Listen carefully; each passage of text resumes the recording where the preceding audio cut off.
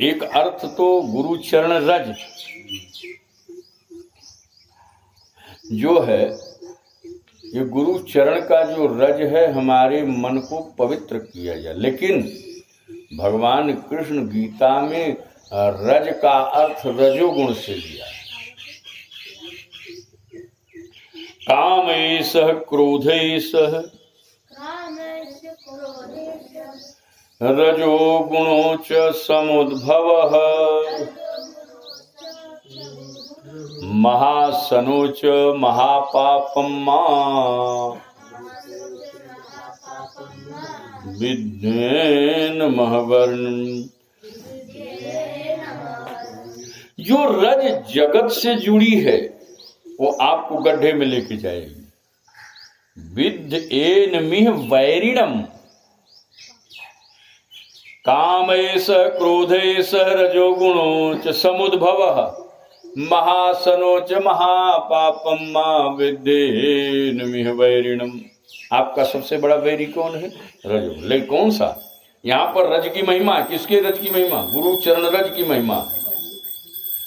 लेकिन नारायण अगर आपकी कामना संसार से जुड़ी हुई है तो आपको गड्ढे में ले जाएगी। लेकिन जो रज जगदीश से जुड़ गई, सदगुरु से जुड़ गई है नारायण, वो आपको शिखर की तरफ ले जाती है।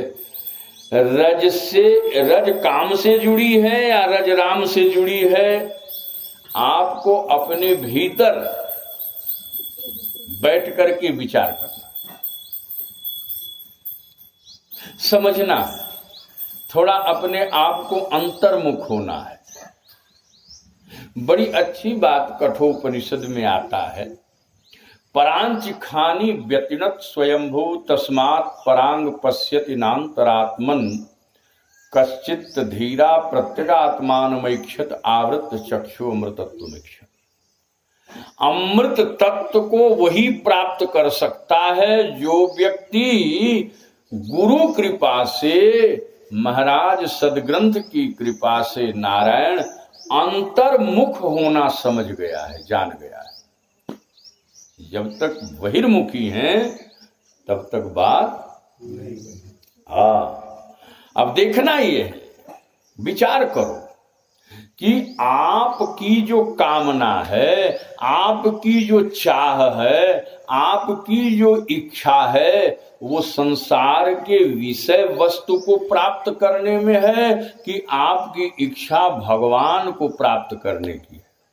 अगर इच्छा राम की तरफ है तब ये रज समझना गुरु नारायण की कृपा से प्राप्त हुई है।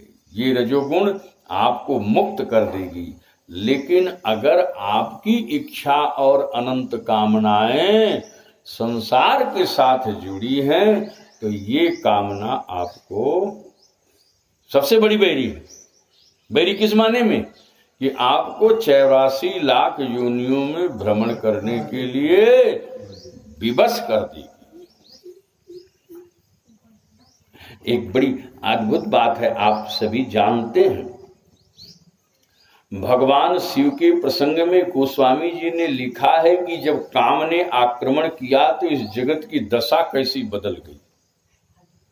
भय काम बस जोगी तापस पावरन की को कहे, देखहि चराचर नारी में जे ब्रह्ममय देखत रहे, अब लाविलो कहीं पुरुष में जग पुरुष सब अबलामयम, द्विदंड भरी ब्रह्मांड भीतर काम कृत कौतुक अयम।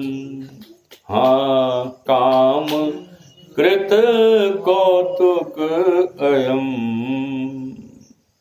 तो 24 घंटे भगवान के नाम में डूबे रहने वाले भय काम बस जोगी तापस पावरन की कोक है।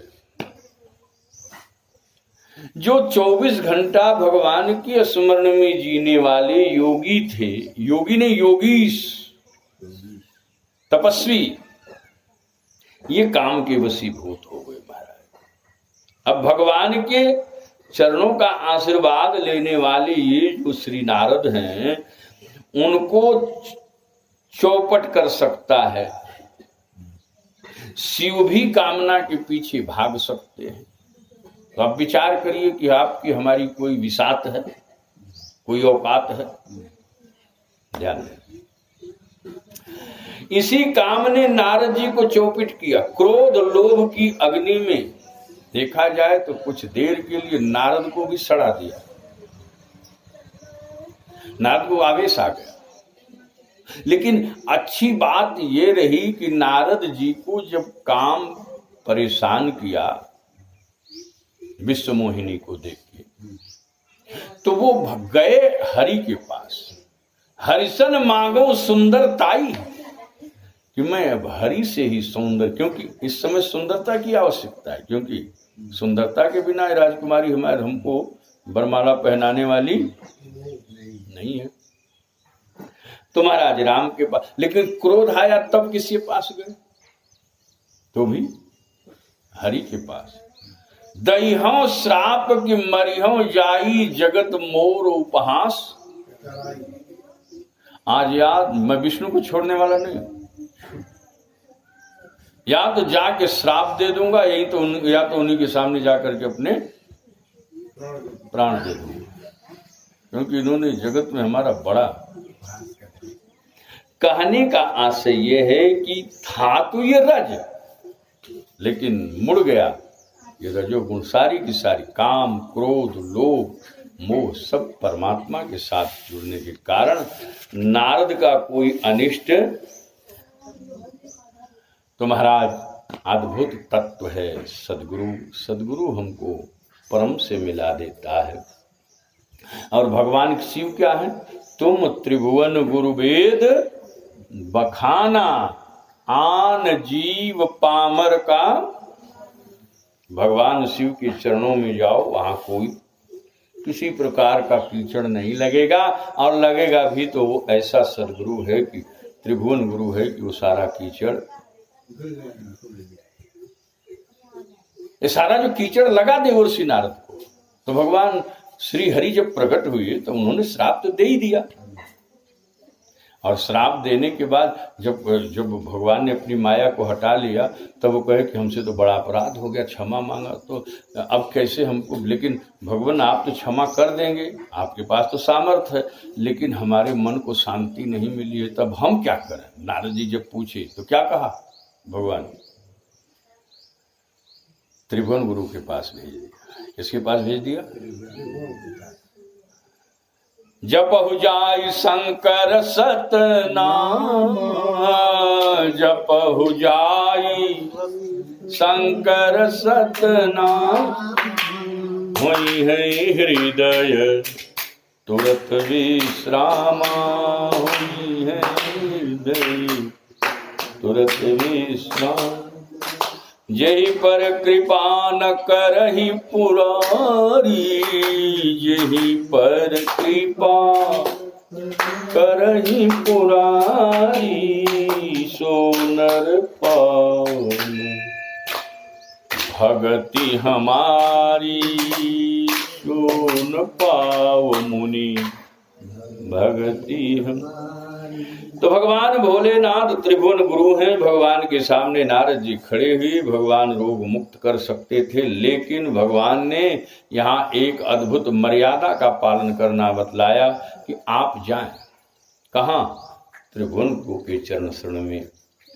बोले रोग का औषधि तो वैद्य के पास ही लेना चाहिए, और सदगुरु वैद्य है। सदगुरु क्या है? सदगुरु वैद बचन विश्वासा, सदगुरु वैद बचन विश्वासा। संयम यह न विषय कै आशा, संयम यह न विषय करे। तो हनुमान जी स्वयं सदगुरु की भूमिका में हैं। जय जय जय हनुमान कृपा करहु गुरुदेव की। तो गुरुदेव के रूप में श्री हनुमान जी का स्मरण करें। आज शनिवार है, तो शनिवार होने के नाते हनुमान चालीसा भी होना जरूरी है। तो हमारे द्वारा जो भी पाप होता है वो कामना के द्वारा होता है, इसलिए साधु बहुत सावधान रहते हैं, दिन रात इस बात को गुनगुनाते रहते हैं। चाह गई चिंता मिटी मनवा में परवाह, जाको कछु न चाहिए सो साहन कर साह। तो एक संत ने बड़ी अच्छी बात कही है और वो कहते हैं कि चाह जर से लगी जी जरा हो गया, चाह अगर हर से लगी तो फिर जीव हरा हो गया। चाह जर से लगी तो जीव जरा हो गया, और चाह अगर हरी से लगी तो जीव हरा हो गया। तो जीव को अगर जलाना है तो चाह संसार में लगा देना, और जीव को अगर हरा भरा करना है तो हरी से अपने मन को लगा देना, पूरा काम बन जाएगा। आगे का प्रसंग में हनुमान चालीसा का महाराज कल करूँगा। आज पहले हनुमान चालीसा का पाठ हो जाना चाहिए, शनिवार का दिन। प्रेम से बोलिए हनुमंत लाल महाराज।